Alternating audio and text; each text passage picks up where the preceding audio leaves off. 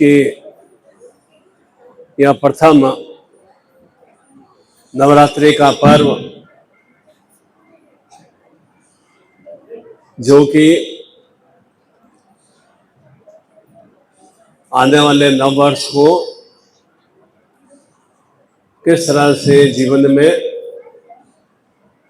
योगमय सुस्थितियों का जुड़ावमय सुस्थितियों का विस्तार कर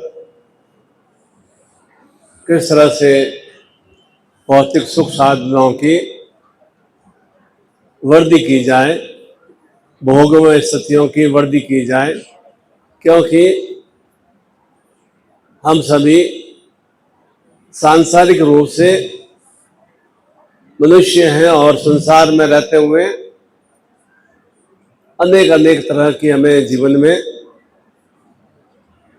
निरंतर क्रियाएं करनी होती हैं, चाहे वह जीवन वृद्धि का भाव चिंतन हो या भरण पोषण का हो या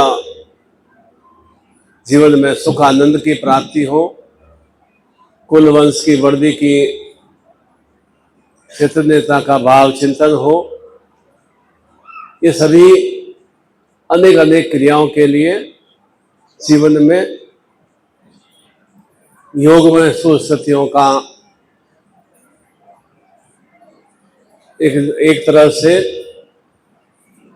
संभव करना या जीवन में निरूपित करना या उनकी वृद्धि करना आवश्यक है। उसके बिना जीवन में जो मैंने जीवन में क्रियाएं बताई उनकी प्राप्ति सही तरह से नहीं हो पाती है। चाहे हमारा शरीर स्वस्थ रखना हो या अच्छा खान पान करना हो अथवा धन लक्ष्मी की प्राप्ति करना हो,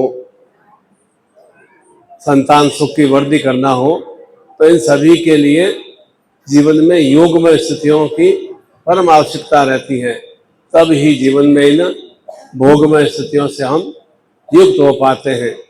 इसीलिए यह माघी नवरात्रि योग भोग में सुस्थितियों की प्राप्ति के लिए संपन्न की जाती है।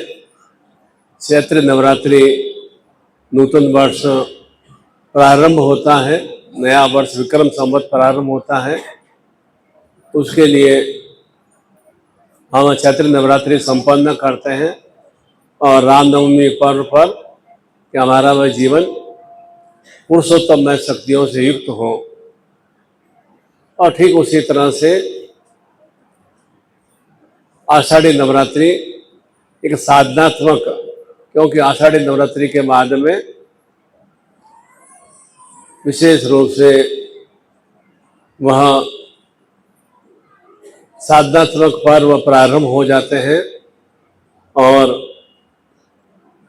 इन 4 माह में हम अपने आप को ऊर्जा से युक्त कर सकें, अर्थात अनेक अनेक तरह के हम साधन जुटा सकें। और ठीक उसी तरह से आश्विन नवरात्रि शक्तियों की प्राप्ति के पर्व है।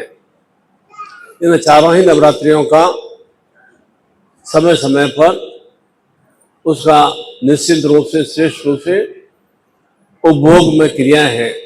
जिस तरह से अभी नवरात्रि जो चल रही है माघी नवरात्रि, तो जीवन में योगमय स्थितियों की प्राप्ति का पर्व, कैसे जीवन में कुयोगों को समाप्त कर सकें और सुयोगों की वृद्धि कर सकें और उन सुयोगों के भाव चिंतन से भोगमय स्थितियों की प्राप्ति हो सके। क्योंकि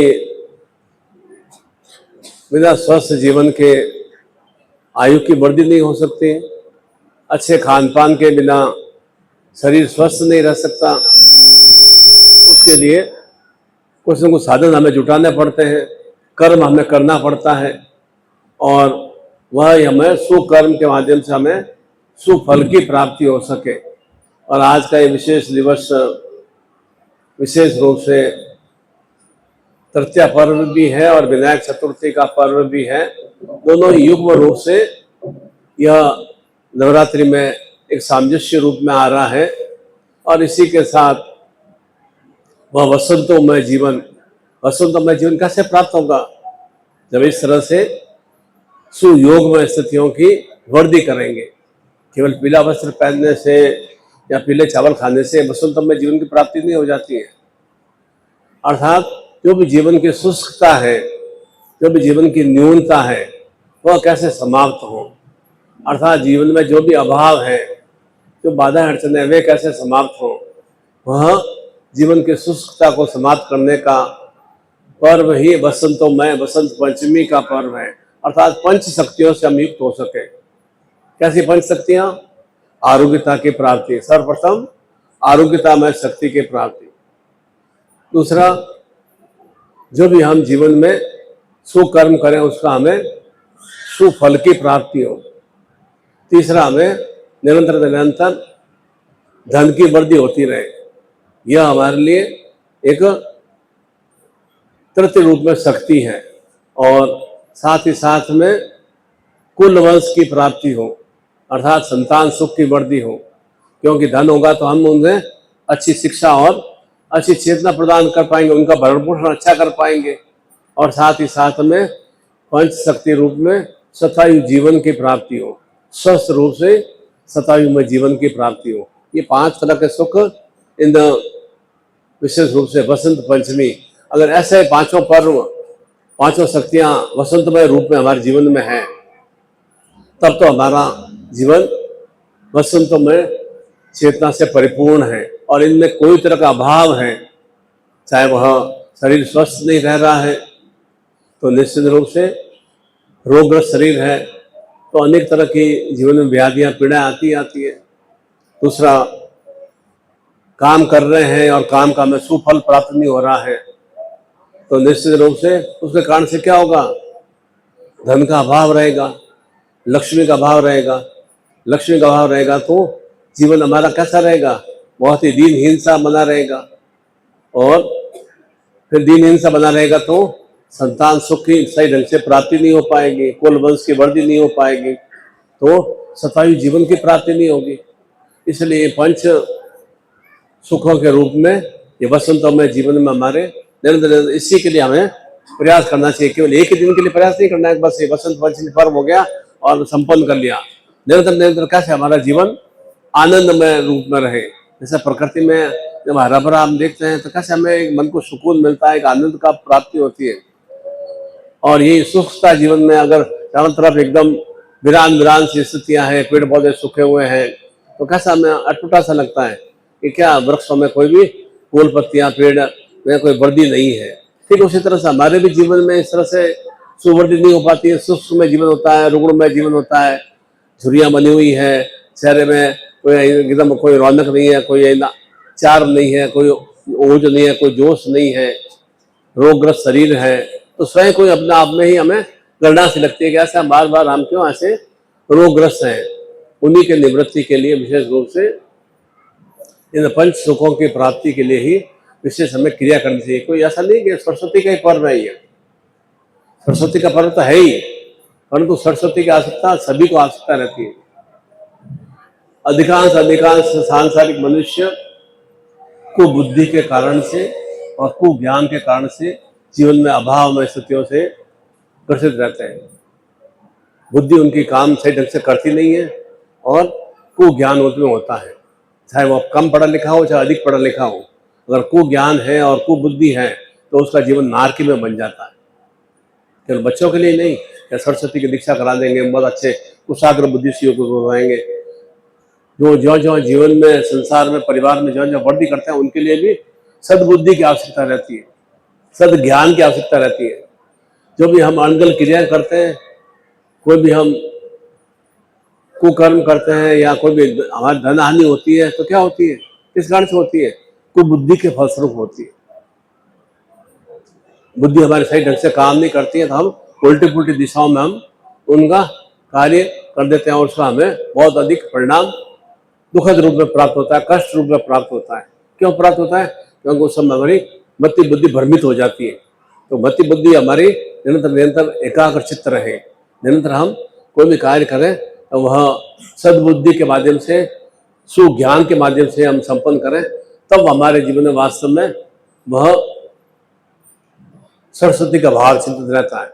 इसलिए प्रार्थना शब्द में क्या की जाती है, या देवी सर्वभूतेषु ज्ञान रूपेण संस्थिताम, अर्थात हे माँ आद्या शक्ति महामाया, मैं आपको प्रणाम करता हूँ कि निरंतर निरंतर मेरे जीवन में ज्ञान रूपी स्थितियों का विस्तार हो, अज्ञानता की समाप्ति हो सके, कोई मेरे को बुद्धू या बेवकूफ नहीं बनाए, अनगल मेरे को मति भ्रमित करके मेरे साथ में कोई तरह का धन हानि या मेरे जीवन की हानि नहीं हो जाए।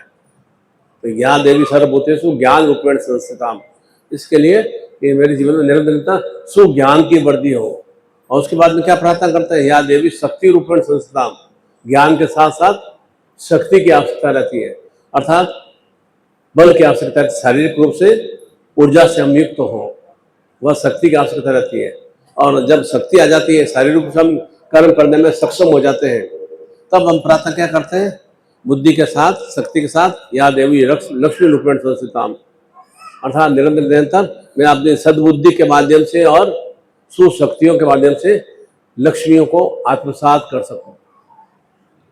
इसलिए अधिकांश लोगों के पास में लक्ष्मी क्यों नहीं आती है, क्योंकि उनमें सरस्वती का भाव होता है, ज्ञान बुद्धि का भाव होता है, शक्ति का भाव होता है। शक्ति ऐसा कोई क्रोध में शक्ति नहीं होना चाहिए, शक्ति एक निरंतर निरंतर में अपनी शारीरिक ऊर्जा को, बुद्धि की ऊर्जा को, ज्ञान की ऊर्जा को, मानसिक ऊर्जा को अपने कर्म क्षेत्र में उसे व्यतीत कर सकूं, खर्च कर सकूं, जिससे कि निरंतर निरंतर मुझे धन की प्राप्ति हो सके। बस शक्ति का भाव चिंतन है। ऐसा नहीं कि शक्ति प्राप्त करके से लड़ झगड़ के छीना झपटी करके बस शक्ति नहीं है, वह तो असुरमय शक्ति है। तो हमें असुरमय शक्तियों से, राक्षसमय शक्तियों से युक्त नहीं होना है, नहीं हमें को ज्ञान से युक्त होना है कि नहीं बस मैंने पढ़ाई कर लिया, BA पास कर लिया, MA पास कर लिया, 8वीं पास कर लिया, 10वीं पास कर लिया, तो वह कोई ना, वह कोई सरस्वती से आप परिपूर्ण नहीं हो गए। निरंतर जहाँ भी हमें जीवन में धोखा मिलता है, जहाँ भी हमें जीवन में धन हानि मिलती है, जहाँ भी हमारे शत्रु बनते हैं, तो मान के चलो कि आप में ज्ञान बुद्धि का अभाव है, अर्थात आपकी वो बुद्धि को भ्रमित कर रहे हैं और हम उन भ्रमित बुद्धि के अनुसार ही हम क्रिया कर रहे हैं। इसी कारण से हमारे शत्रु ज़्यादा होते हैं और धन का अभाव हो जाता है, अनगल हमें परेशानी हो जाती है, सोचते हैं अरे मैं तो फालतू की परेशानी हमने गले मोल ले लिया। इसी कारण से होता है, कुबुद्धि के फलस्वरूप होता है, कुज्ञान के फलस्वरूप होता है। इसलिए इस नवरात्रि में ऐसा ही प्रार्थना करनी चाहिए कि निरंतर निरंतर मेरे जीवन में सद्बुद्धि का भाव चिंतित रहे। कोई भी आपको निर्देश प्रदान करता है, पहले अपनी खुद की बुद्धि से सोचे, खुद के ज्ञान विवेक से सोचे कि वास्तव में मेरे लिए कार्य फलीभूत है या नहीं। तब आप उसके कार्य में आप थोड़ा आगे बढ़ने की कोशिश करेंगे तो आपको उसमें सफलता की प्राप्ति हो पाएगी। अभी हम विशेष रूप से गुरु दीक्षा और शक्तिपात की दीक्षा के लिए विघ्नहर्ता गणपति के और महालक्ष्मी के मंत्रों का आह्वान करेंगे। और विशेष रूप से जैसे मैंने बताया कि तृतीया पर्व भी है, विनायक चतुर्थी भी है, और शनिश्चरी विशेष रूप से यह वसंत पंचमी का पर्व भी आगमन हो रहा है, और नवरात्रि का पर्व भी। ऐसे सुयोगों पर कुछ सुक्रियाएं करते हैं तो जीवन में योग में स्थितियों का विस्तार होता है। प्रारंभ में क्या बोला कि यह नवरात्रि क्या है, योग में स्थितियों को प्राप्त करने का है। योग में स्थितियों को प्राप्त करेंगे तो जीवन हमारा आनंद से और सुश्रेष्ठता से युक्त हो पाएगा। हाथ जोड़ लेंगे।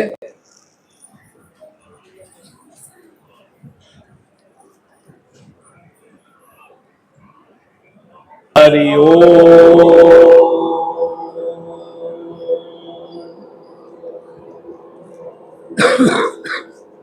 हरि ओम।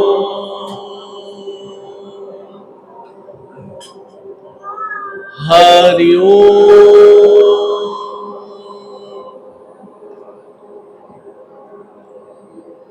ओम लक्ष्मी नारायणाभ्या नमः, सचिपुंद्राभ्या नमः, मातृ पितृ चरण कमलेभ्यो नमः, इष्ट देवताभ्यो नमः, ग्राम देवताभ्यो नमः, वास्तु देवताभ्यो नमः, सर्वेभ्यो देवेभ्यो नमः, सर्वेभ्यो ब्राह्मणेभ्यो नमः। ओम सिद्धि बुद्धि सहिता श्रीमन महागणाधिपति नमः। ओम विघ्नेश्वराय वरदाय सुप्रियाय लंबोदराय सकलाय जगताय नागानाय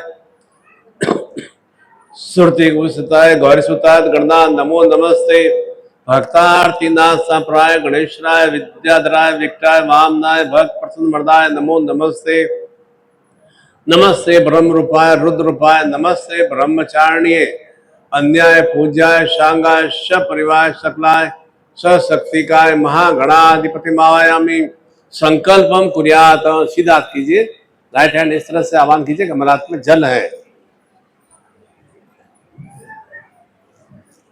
भगवतो महापुरुषस्यम विष्णुराज्ञां वर्तमानस्यम नित्यपराधरे श्री श्वेतवाराह कल्पे अष्टाविंशतिते में कलयुगे जम्बूद्वीपे भूलोके भरतखंडे संवत 2081 माघ मासे शुक्ल पक्षे तृतीयाम तिथो वसंतो में नवरात्रि दिवसे चतुर्थ्याम तिथो शनिश्चर वासरे अक्कलतरा क्षेत्रे छत्तीसगढ़ क्षेत्रे भारतवर्षे निखिल गोत्र उत्पदे पूर्णतः सदगुरुदेव शरणाय कमलाय विंदे दीक्षाम धारयामि। माता पिता का नाम बोलिए, पति पत्नी का नाम बोलिए, अपने संतान का नाम बोलिए।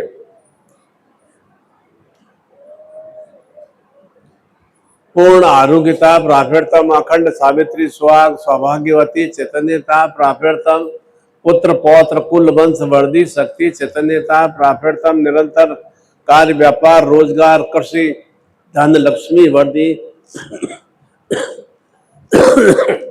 चैतन्यता प्राप्यर्थम अखंड सावित्री स्वाग्रस्त सौभाग्यवती चैतन्यता प्राप्यर्थम संतान आयु रक्षा वर्धी चैतन्यता प्राप्यर्थम बाल गोपाल कृष्णत्व शक्ति वर्धी चैतन्यता प्राप्यर्थम सर्व तांत्रोक्त शरीर बंधन घर बंधन बाधा मुक्ति निवारणतम महाकाल महामृत्युंजय शतायु जीवन प्राप्ति वर्धी चैतन्यता प्राप्यर्थम संपर्क दे ही। अब बोलिए, तम चित्ते मम चित्ते तम प्राण मम प्राण तम चिंतय मम चिंतय तम आज्ञा सजीवन परिपालना। अब जो मन में इच्छा कामना हो मन में धारण करके जल को छोड़ दीजिए।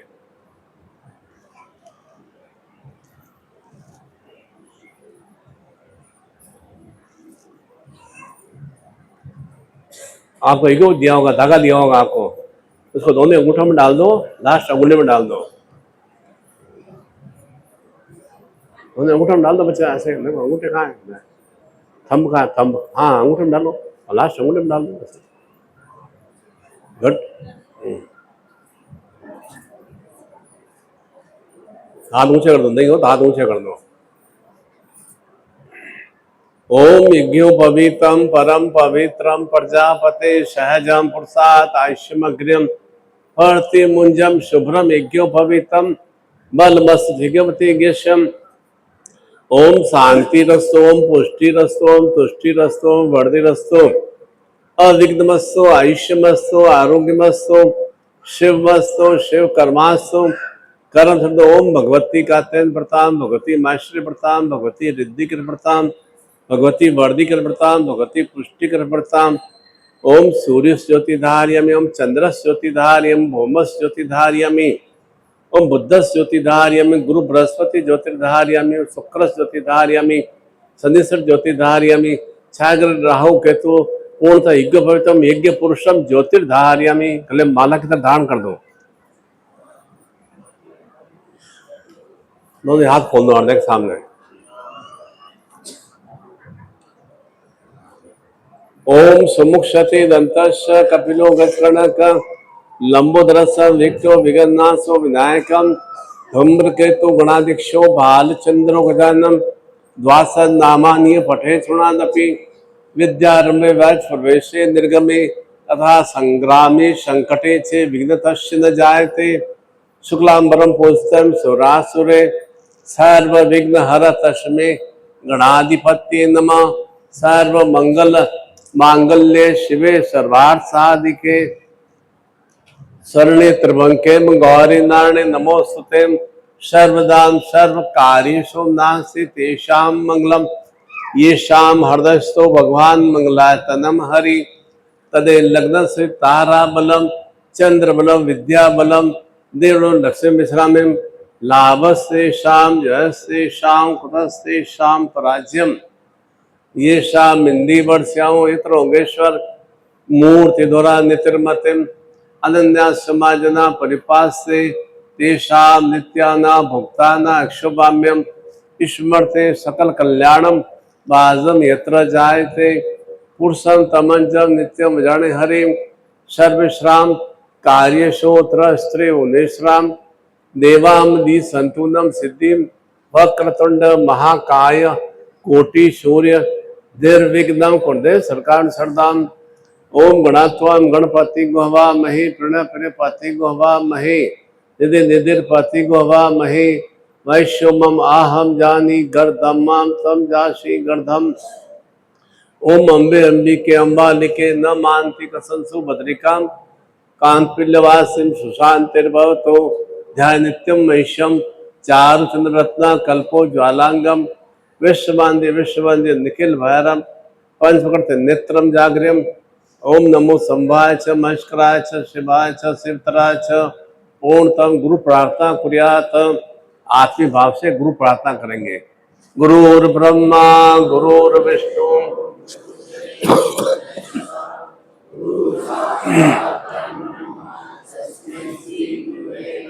ध्यान मूलम गुरुर्मूर्ति पूजा मूलम गुरुपदम मंत्र मूलम गुरुर्वाक्यम मोक्ष मूलम गुरुकृपा गुरु कृपा ही केवलम गुरु कृपा ही केवलम गुरु कृपा ही केवलम तमेव माता च पिता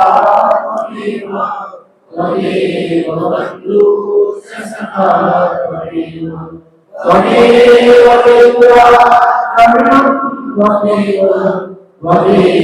सर्वं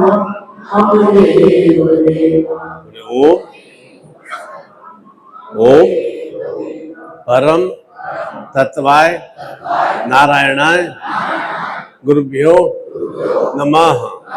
ओम परम तत्वाय नारायणाय गुरुभ्यो नमः।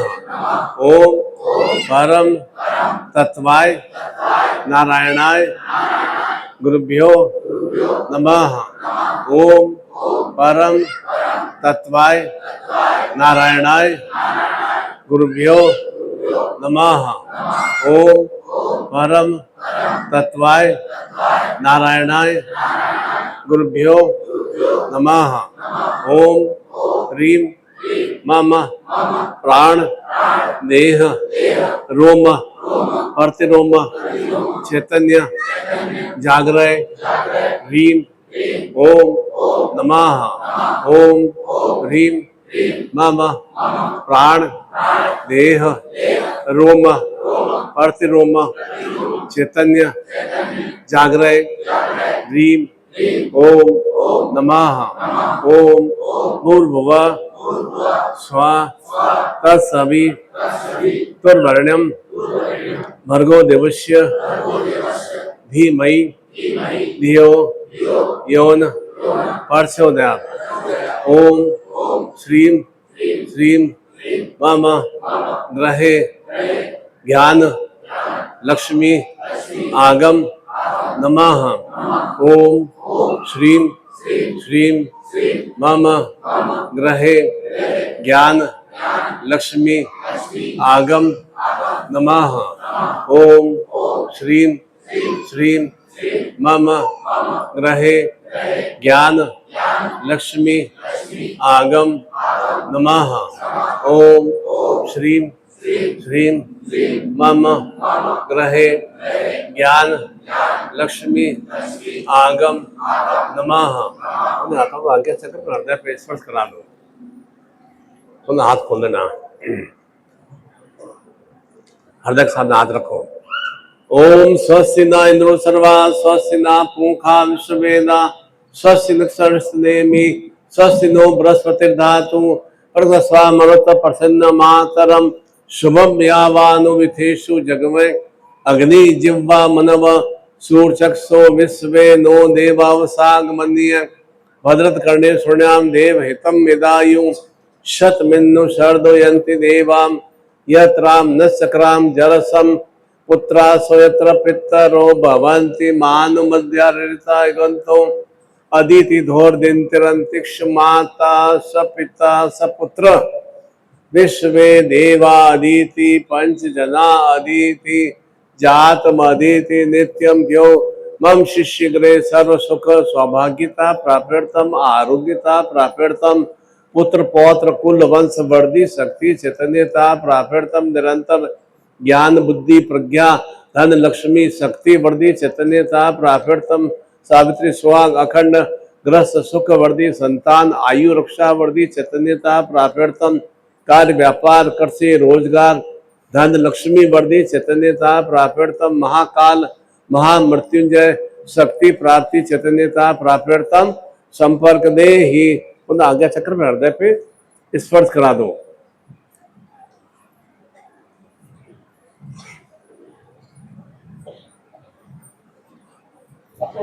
आशीर्वचन में यही बोला कि निरंतर निरंतर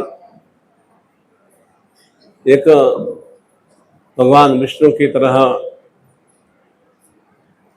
निरंतर हम सुख समृद्धि से युक्त हों और भगवान विष्णु की भार्या माता लक्ष्मी के अंबर निरंतर कृपा बनी रहे और साथ ही साथ निरंतर हम सुशक्तियों से युक्त हों, अर्थात जो भी अणगल भाव रूपी कुशक्तियां हैं या निरंतर निरंतर अकारण ही तनाव या चिंता बनी रहती है, उनसे हम निवृत्ति को प्राप्त हो सके, जिससे कि एक मानसिक रूप से शांतता आवश्यक है।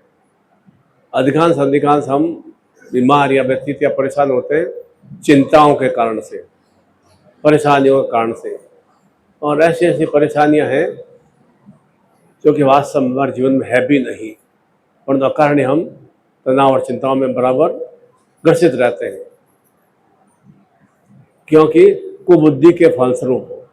बार बार मैं कुबुद्धि का उच्चारण क्यों कर रहा हूँ?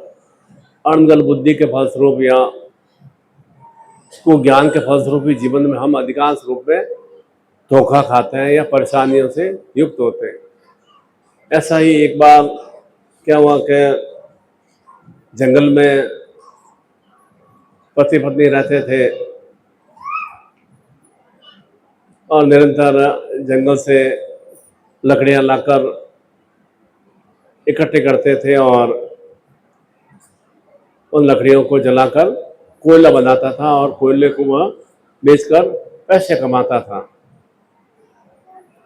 निरंतर उसका यही कार्य था, जंगल में जाना और वृक्ष को काट कर लाना और सूख जाता था तो उसे जलाकर कोयला बनाता और कोयले को जंगल में शहर में जाकर बेच देता था। एक बार क्या हुआ कि राजा ऐसे ही जंगल में भ्रमण के लिए गए हुए थे। काफी देर चलने के बाद में शायद राजा रास्ता भटक गया, मालूम नहीं था कि रास्ते में वापस मुझे राजमहल किस साइड में जाना है। घोड़े को जिस दिशा में आप आंकेंगे घोड़ा उस दिशा में चला जाता है। दूर एकदम रोशनी के रूप में दिखा कि एक कोई झोंपड़ी है, वहां पर थोड़ा कोई लालटेन की मध्यम रोशनी टिमटिमा रही है, उसी दिशा में गया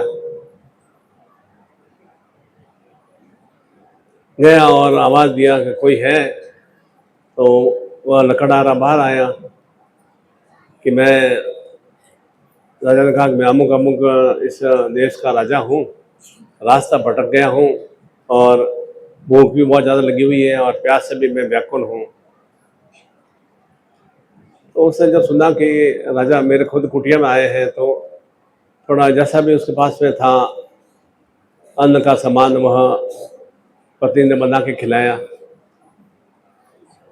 रात भर वहीं पर विश्राम भी किया। पूछा कि तुम क्या करते हो? कि मैं तो जंगल में जाता हूँ और लकड़ियाँ पेड़ काटता हूँ, लकड़ियों को सुखा के और उनका कोयला बनाकर बेचता हूँ। ठीक है। राजा दूसरे दिन सुबह उठा, रास्ता पूछा और उसने कहा कि जब भी तुम्हें कोई भी असुविधा हो तो मेरे राजमहल में आना। बहुत समय व्यतीत हो गया तो लकड़ा बहुत टाइम बाद में उसे याद आया कि मुझे राजा ने भी एक बार आदेश दिया था कि अभी भी परेशानी हो तो मेरे राजमहल में आना। गया वह राजमहल में जाकर उसे बाहर गेट पे जो चौकीदार रहते हैं, सेवक रहते हैं, उन्हें प्रणाम किया कि मैं राजा से मिलना चाहता हूँ। एक बार राजा रास्ता भटक गए थे और मेरे यहाँ पर उन्होंने भोजन और प्रसाद भी ग्रहण किया था। उन्होंने मुझे मिलने के लिए आदेश दिया था। समाचार पहुँचाया राजा के पास। राजा जान गया कि हाँ, एक बार रास्ते में तो रास्ता भटक गया था। उसको अंदर बुलाया। अब राजा ने सोचा कि इसकी गरीबी कैसे दूर की जाए। रोज नित्य नित्य ये तो जंगल में जाकर लकड़ियाँ काटता है और जलाकर कोयला बना के बेचता है, गरीबी कैसे दूर की जाए। राजा ने प्रसन्न होकर उसे एक चंदन का बाग दे दिया, चंदन का बगीचा दे दिया। बड़ा बगीचा था, चंदन के पेड़, बड़े बड़े चंदन के पेड़ थे कि तुम्हारे यहाँ मैंने भोजन ग्रहण किया था, ये तुम्हें इनाम के रूप में यह चंदन का बगीचा तुम्हें प्रदान कर रहा हूँ। लकड़हारा खुश हो गया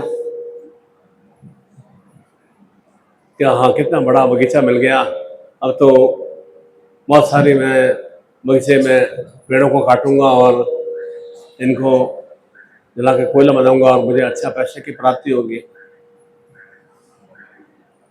समय रहते धीरे धीरे धीरे धीरे धीरे क्या हुआ कि रोज वहाँ चंदन के पेड़ों को काटता रहा। धीरे धीरे चंदन के बाग में से पेड़ बहुत कम हो गए, क्योंकि रोज एक दिन में तो पेड़ वापस बनता नहीं है। हम भी क्या करते हैं, जंगलों में जाके पेड़ लकड़ियाँ काटते हैं, पेड़ काट देते हैं, तो धीरे धीरे वहाँ पेड़ तो जल्दी बनता नहीं वापस। कुछ समय बाद में विचार किया राजा ने कि मैं देखूं तो सही कि उसकी गरीबी दरिद्रता कैसे खत्म हुई है या नहीं हुई है। गया हुआ टहलते टहलते पहुंचा चंदन के बगीचे में, तो वहां पर देखा कि लकड़हारा एक कोने में बैठा है और चंदन के पेड़ जल रहे हैं और कोयला बना रहा है। राजा ने कहा कि ये तुम क्या कर रहे हो, कि आपने तो मुझे चंदन का बगीचा दिया था, मैं तो इसे रोज काट काट के इसे कोयला बना के बेच रहा हूँ। तुम ऐसा करो, अभी इस चंदन के पेड़ में से इतना एक हाथ जितना टुकड़ा काट दो और उसे शहर में जाके बेचने की कोशिश करो। ले जाए इतना सारा चंदन का टुकड़ा, गया शहर के अंदर, तो उसे तो बहुत सारा मतलब पैसा मिल गया। क्या इतने से टुकड़े का मतलब कम से कम 2000 रुपये मिल गए उसे। बहुत खुश हो गया, जबकि कोयला बेचता था तो कोयले में ज़्यादा उसको कमाई होती नहीं थी। तो उसने कहा इतने से लकड़ी के चंदन के लकड़ी के टुकड़े के 2000 रुपये मिले हैं मुझे। आके बताया राजा को। राजा ने कहा कि अब तुम्हें ऐसा ही करना है कि पुनः धीरे धीरे चंदन के बगीचे में अवश्य पेड़ों की वृद्धि करना है। तो हमारा भी शरीर क्या है, हमारा भी शरीर चंदन के बाग की तरह है। शरीर में हमारे चंदन के बाग की तरह है, और जो भी हमारे भीतर में कर्मेंद्रियां हैं, ज्ञानेंद्रियां हैं, वे क्या है, वे चंदन के पेड़ हैं। हम इन कर्मेंद्रियों और ज्ञानेंद्रियों का क्या उपयोग करते हैं, केवल ईर्ष्या में, द्वेष में, वैमनस्यता में, शत्रुता में, अनगल क्रियाकलाप में, जहाँ हमें अनगल तरह का रस आता हो। आलोचना में रस आता है, हमें ईर्ष्या करने में रस आता है, किसी की बुराई करने में रस आता है, किसी के द्वेष भाव रखने में रस आता है। हम अपना शरीर जो इतना चंदन में है, बगीचा हमारे चंदन में, शरीर पूरा चंदन के समान है, उसका हम उपयोग अनगल क्रिया में करते हैं। लकड़हारे ने भी क्या किया, बुद्धि उसकी इतनी थी कि मतलब चंदन का बड़ा बड़ा पूरा बगीचा दिया हुआ था और उसने उपयोग क्या किया, चंदन के पेड़ों को काट काट के जला जाके कोयला बना दिया और कोयले को बेच दिया। हम भी ऐसा ही कर रहे हैं। हमारे भीतर में भी अनगल तरह के ऐसे ही भाव चिंतन है कि हमारा जीवन को किस तरह सुगंध में बनाया जाए, वो हमारा चिंतन भाव नहीं रहता है, और हमें दुर्गंध में ही जीने की आदत है। किसी की आलोचना कर दिया, किसी के प्रति ईर्ष्या भाव रख दिया, वैमनस्य भाव रख दिया, शत्रुता भाव रख दिया, उसी में हमें रस आता है। वहीं पर हम ज्यादा बैठते हैं। जो किसी के पड़ोसी की बुराई करता है, अपने रिश्तेदार की बुराई करता है, किसी का सेठ की बुराई करता है, जो आगे बढ़ रहा है उसकी बुराई करता है, उसी में हमें आनंद आता है। वह कैसे आगे वर्दी में प्राप्त हुआ, किस तरह से उसे उच्चता को प्राप्त हुआ, उसके बारे में चिंतन नहीं करते। और इसी कारण से हमारा जीवन निरंतर निरंतर ईर्ष्या, द्वेष, विमर्शता, शत्रु बाधा में ही निरंतर ऐसे भाव चिंतनों के हम अंदर आत्मसात करते रहते हैं। उसी तरह से हमारा जीवन वह विषपूर्ण बन जाता है। जो हमारा सुगंधमय शरीर है, सुगंधमय बगीचा हमारे चंदन के समान है, आनंद देवत्व स्वरूप में हमारा शरीर है, वो देवत्व रूप में हम उसको उपयोग नहीं लेके हम राक्षसमय क्रियाओं से युक्त हो जाते हैं। इसी कारण से जीवन में हम व्यक्तित्व परेशान। इसका मैंने बताया कि अधिकांश समस्या हमारे जीवन में ऐसी है भी नहीं, जो कि हमारे जीवन में है भी नहीं, और उसका हम बार बार उसका ही हम मन में चिंतन करते रहते हैं कि मैं बहुत परेशान हूँ, बहुत व्यथित हूँ, बहुत दुखी हूँ, बहुत कष्ट में हूँ, बहुत पीड़ा में हूँ। वास्तव में कष्ट पीड़ा कुछ है भी नहीं, और समाधान है भी तो उसका समाधान हमारे पास ही है, परंतु हम क्या चिंतन जाता है, ऐसे अनगल क्रियाओं की तरफ हमारा चिंतन जाता है। इसी कारण से हम समाधान को हम ढूंढ भी नहीं पाते हैं, ढूंढ पाते हैं तो उसको समाधान भी नहीं कर पाते। इसी कारण से जीवन में हम दुखी ज्यादा रहते हैं। वास्तव में दुख रूपी सत्या कुछ भी नहीं है जीवन में। कोई न तो आप में कोई ज्ञान बुद्धि की कमी है, परंतु कुज्ञान का भाव चिंतन ज्यादा है, कुबुद्धि का भाव चिंतन ज्यादा है। इस कारण से अनगल क्रियाएं ज्यादा होती है। शक्ति का भाव नहीं है आप में, परंतु शक्ति अनगल क्रिया में हम खर्च करते हैं, आलस्य प्रमाद में खर्च करते हैं, आलोचना प्रत्यालोचना में खर्च करते हैं, अनगल खान पान में हम खर्च करते हैं। शक्ति का धन हमारे पास है, धन का अभाव नहीं है। ऐसा कोई ऐसा भी नहीं कि हम कुबेरपति नहीं हो, कुबेरपति भी नहीं है, परंतु ऐसा भी नहीं कि धन का बहुत हमारे बहुत दरिद्रता हो, गरीबी हो। हमारी बुद्धि भी है कि उस दरिद्रता गरीबी को कैसे हम समाप्त कर सकते हैं, परंतु हम उस बुद्धि का उपयोग नहीं कर पाते।